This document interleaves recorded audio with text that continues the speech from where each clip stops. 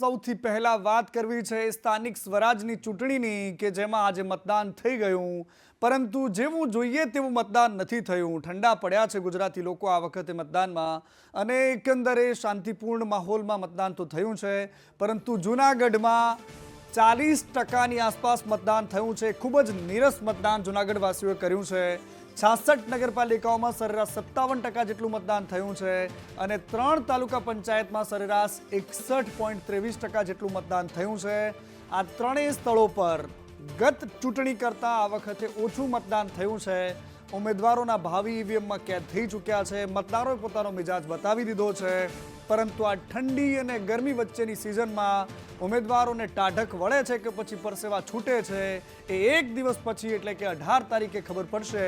અને 1962 બેઠક માટે આ મતદાન થયું, અને જેમાં 10,168 ઉમેદવાર મેદાને હતા। 2018ની ચૂંટણીમાં સરેરાશ 64.38% મતદાન થયું હતું।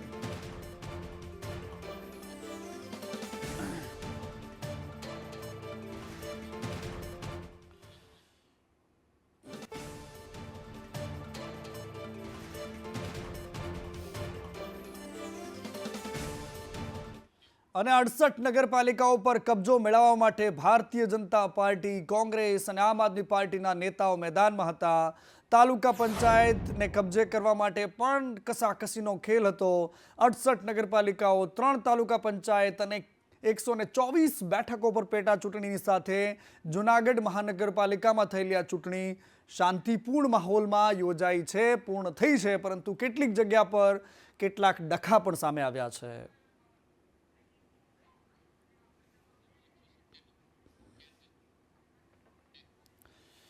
અને જૂનાગઢમાં 40% મતદાન થયું, ખૂબ જ શાંતિપૂર્ણ રીતે મતદાન થયું છે। હજુ પણ આંકડો 1-2% વધી શકે છે, પરંતુ આ બધાની વચ્ચે 40% મતદાન એ જૂનાગઢ માટે સારું નથી। ફરજ પરના અધિકારીઓએ ઈવીએમ કેદ કર્યા છે।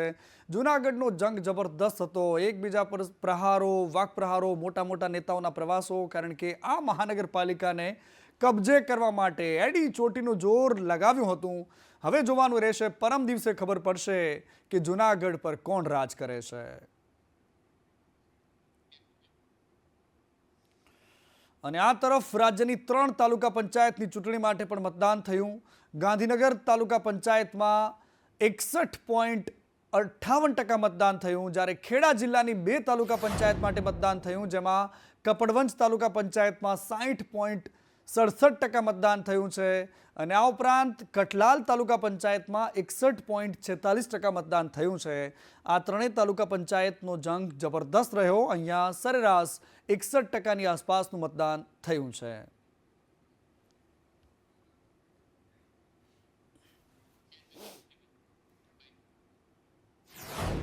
અને આ તરફ પાટણ જિલ્લામાં પણ ચાણસ્મા, હારીજ અને રાધનપુર નગરપાલિકાની સ્થાનિક સ્વરાજની ચૂંટણી પૂર્ણ થઈ છે। સવારે 7 વાગ્યાથી શરૂ થયેલી આ ચૂંટણીની પ્રોસેસ શાંતિપૂર્ણ માહોલમાં પૂર્ણ થઈ છે। કુલ 19 વોર્ડમાં યોજાયેલી આ ચૂંટણી અને 78 મતદાન મથકો પર થયેલું મતદાન શાંતિપૂર્ણ માહોલમાં પત્યું છે। ત્રણેય નગરપાલિકાઓમાં કુલ 164 ઉમેદવારોનું ભાવિ સીલ થયું છે।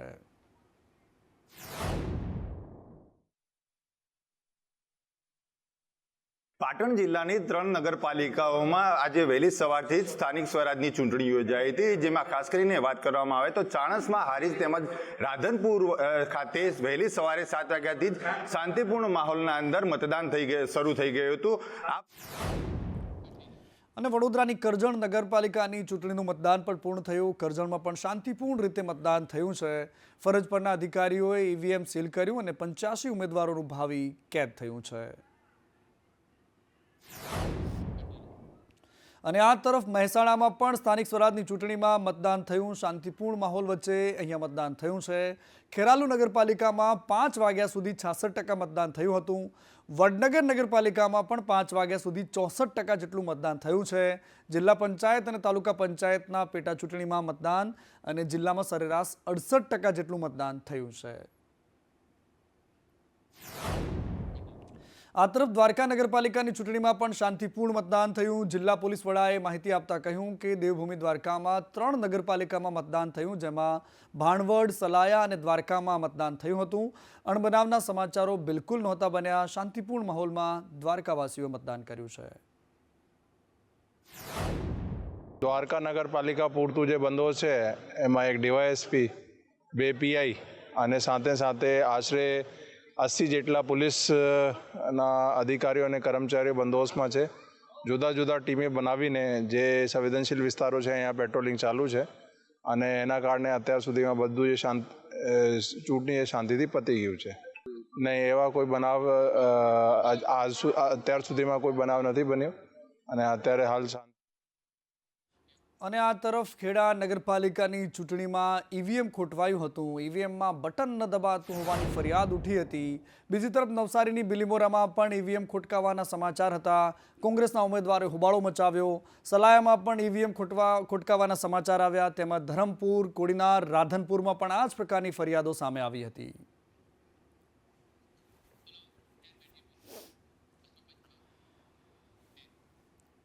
અને જૂનાગઢ મહાનગરપાલિકા, 68 નગરપાલિકાઓ અને 3 તાલુકા પંચાયત સહિત સ્થાનિક સ્વરાજની સંસ્થાઓમાં આજે સામાન્ય અને પેટા ચૂંટણીમાં વોટિંગ થયું. ત્યારે ખેડામાં પ્રિસાઇડિંગ ઓફિસર દારૂ પીધેલી હાલતમાં ઝડપાયા અને મહીસાગરમાં કોંગ્રેસના ઉમેદવાર દારૂ વેચતા ઝડપાયા. તો ક્યાંક બબાલ થઈ, ક્યાંક હંગામો થયો અને આ બધાની વચ્ચે કોઈકે ભાજપ તરફથી મતદાન કરાવતા વાત વણસી. તળાજાની આ ઘટના અને અહીંયા બાલાસિનોરમાં પણ આ જ પ્રકારે નગરપાલિકાની ચૂંટણીમાં દારૂ વેચાયો હોવાનો આક્ષેપ થયો છે.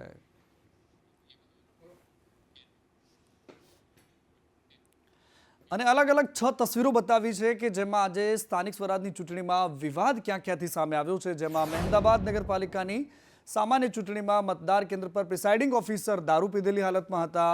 હાલોલમાં ભાજપના નેતા સામે દારૂ વેચવાનો આરોપ થયો. બાલાસિનોરમાં પણ કોંગ્રેસના ઉમેદવાર દારૂ વેચતા હોવાનો આરોપ સાથે પકડાયા છે. ક્યાંક પોલીસ અને ઉમેદવારો વચ્ચે બબાલ થઈ તો ક્યાંક ભાજપ અને કોંગ્રેસના એજન્ટો વચ્ચે બબાલ થઈ અને આ પ્રકારે કુલ મિલાવીને આજના દિવસમાં મતદાન પૂર્ણ થયું છે.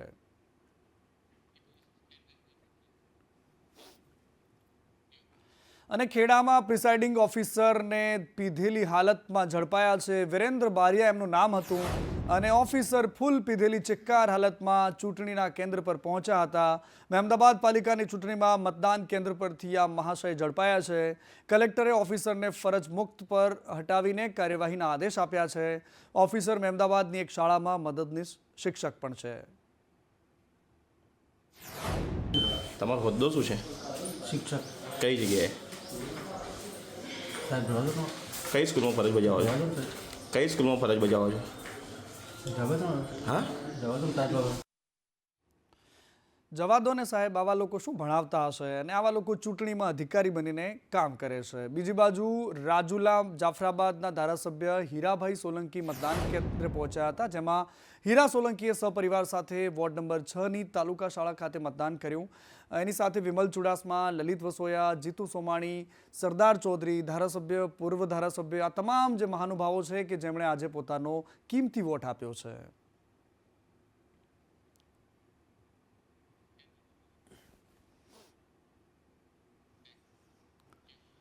અને આજે પરિણામ પહેલા જ 4 નગરપાલિકામાં ભાજપની કેટલી બેઠકો બિનહરીફ થઈ હતી અને એ બિનહરીફ થયેલી બેઠકો પર ભાજપે પહેલેથી જ ખુશીઓ વ્યક્ત કરી છે. મતદાન પહેલાનું આ પરિણામ બાટવા, ભચાઉ, હાલોલ અને જાફરાબાદ આ ચારેય જે નગરપાલિકાઓ છે જ્યાં ભારતીય જનતા પાર્ટીએ બિનહરીફ વિજેતા પોતાના ઉમેદવારોને ઘોષિત કરી દીધા છે.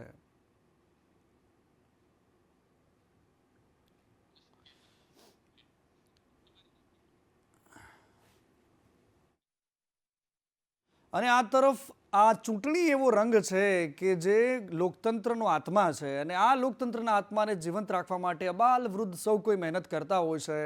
એક મતની કિંમત શું હોય છે એ વૃદ્ધ પણ સમજે છે, એક અશક્ત પણ સમજે છે અને જેના ઘરે પીઠી ચોળાઈ ગઈ છે એ નવવધુ નવદંપતિ પણ સમજે છે. લગ્નના માંડવામાંથી સીધા મતદાન કરવા માટે જનારા લોકોને પણ આપણે આજે જોયા. મતદાનની ફરજ નિભાવવા માટે દિવ્યાંગ મતદારોને પણ લાઇનમાં લાગેલા જોયા અને અલગ અલગ તસવીરો કે ઢોલ નગારા સાથે મતદાન કરવા પહોંચેલા વરરાજાને પણ તમે જોઈ શકો છો.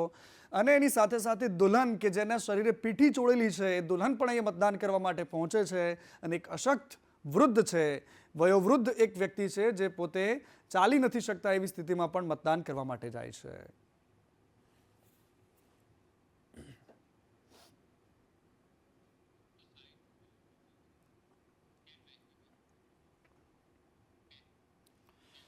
અને આ તરફ સાબરકાંઠાના પ્રાંતિજમાં કેટલાક મતદારો મતદાનથી વંચિત રહ્યા હોવાની વાત સામે આવી. મતદાર યાદીમાંથી કેટલાક નામ ગાયબ થઈ ગયાનો આરોપ લાગ્યો. જુદા જુદા વિસ્તારના 35 મતદારોએ આક્ષેપ કર્યો કે મતદાર યાદીમાંથી એમનું નામ ગાયબ થઈ ગયું છે. મતદારોએ નગરપાલિકાના પૂર્વ કોર્પોરેટરને રજૂઆત પણ કરી, પરંતુ આ ગંભીર મુદ્દો છે કે અચાનક જ જે વર્ષોથી અહીંયા મતદાન કરતા હોય એવા લોકોના નામ કેવી રીતે કપાઈ ગયા. આગળની ચૂંટણીમાં મારું નામ હતું. આગળની ચૂંટણીમાં વોટિંગ કરીને ગયેલા છીએ.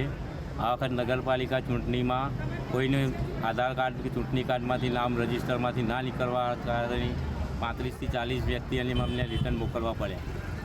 તમે કોઈને રજૂઆત કરી હતી? રજૂઆતમાં જે મેમ્બરો ઊભા છે, જે વોર્ડના મેમ્બરો છે, એમને બધાને રજૂઆત કરી. એ કંઈ તમારો પર્સનલ પ્રોસેસ છે. અને આ તરફ મહીસાગરના લુણાવાડામાં 2 વોટર આઈડી લઈને વિવાદ થયો. વોર્ડ નંબર 4માં ભાજપના પ્રતિનિધિએ વિરોધ કર્યો. 2 જગ્યાએ નામ છે અને પ્રિસાઇડિંગ ઓફિસરને આ અંગેની રજૂઆત થઈ. એક જ વ્યક્તિનું નામ નગરપાલિકા અને ગામમાં હોવાની રજૂઆત થઈ અને પ્રિસાઇડિંગ ઓફિસરે આ અંગે કંઈ પણ કહેવાનું ટાળ્યું હતું. કોંગ્રેસના ધારાસભ્ય ગુલાબસિંહે પણ પ્રતિક્રિયા આપવાનું ટાળ્યું.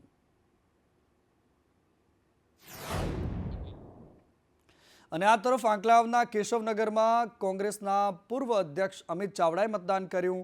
આંકલાવ નગરપાલિકાની ચૂંટણીમાં એમની પત્ની સાથે મતદાન કરવા પહોંચ્યા હતા અને ત્યારબાદ એમણે કહ્યું કે ગુજરાતમાં ભાજપનું ભય, ભૂખ અને ભ્રષ્ટાચાર વધારતું શાસન છે. લોકોને ડરાવવા અને ધમકાવવામાં આવી રહ્યા છે, પરંતુ મતદાન લોકો કોંગ્રેસ તરફી કરશે.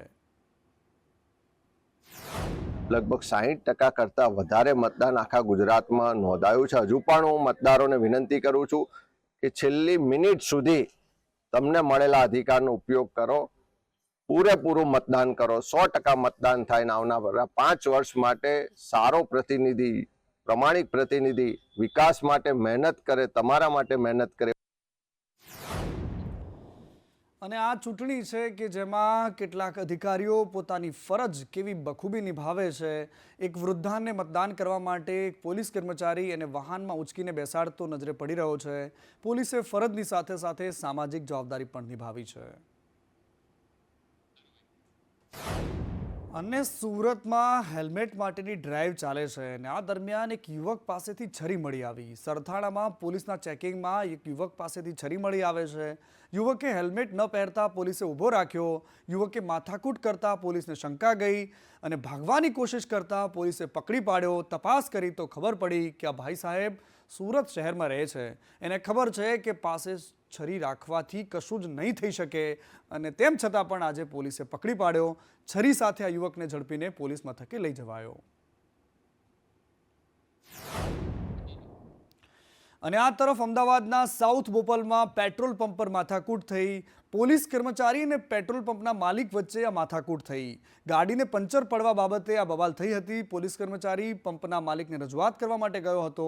પંપના માલિકે પોતાની ઓળખ ડીવાયએસપી તરીકે આપી. ડીવાયએસપી જગદીશસિંહ ચુડાસમા તરીકે પોતાની ઓળખ આપે છે અને જગદીશસિંહે પોલીસ કર્મી ચિંતન પંડ્યાને લાફો ઝીંકી દીધો. બંને પક્ષો વચ્ચે ઉગ્ર બોલાચાલી થઈ અને પોલીસ કર્મી ચિંતન પંડ્યાનો પંપ માલિક સામે આરોપ છે. એમણે કહ્યું કે ડીવાયએસપી અને તેમના પુત્રને મળીને મારી કાર જપ્ત કરવાનો પ્રયાસ કર્યો છે. અને લુખ્ખા તત્વોને પોલીસનો કોઈ ડર નથી અને એટલા જ માટે પોલીસ હોય તો પણ શું. કચ્છના ભચાઉમાં લુણવામાં પોલીસ પર પણ હુમલો થઈ ગયો. એક જ સમુદાયના 2 પક્ષો વચ્ચે મારામારી થઈ હતી. પોલીસ પર પણ પથ્થરમારો કરવામાં આવ્યો, જેમાં પીએસઆઈ સહિત 3 પોલીસ કર્મચારીઓ ઘાયલ થયા છે અને ભચાઉ પોલીસે ગુનો નોંધીને તપાસ હાથ ધરી છે. અને આ તરફ અંકલેશ્વરમાં જર્જરિત પાણીની ટાંકીને તોડી પાડવામાં આવી. તાજેતરમાં જ આ ટાંકીમાં એક યુવાન ગબડી પડ્યો હતો. 12 કલાકની જહેમત બાદ તેને બહાર કઢાયો હતો. જોકે સાવચેતીના ભાગરૂપે ગડખોલની ટાંકીને તોડી પાડવામાં આવી.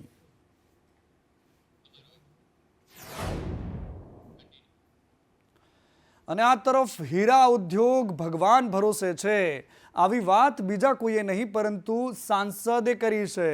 જી હા, ગોવિંદ ધોળકિયા એમનું નામ છે. રાજ્યસભાના સાંસદ છે અને હીરા ઉદ્યોગકાર પણ છે.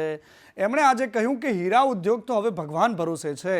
રત્ન કલાકારોને સહાય માટે વિશેષ બોર્ડની રજૂઆત કરી છે, પણ સાંભળે તો મોટી વાત છે.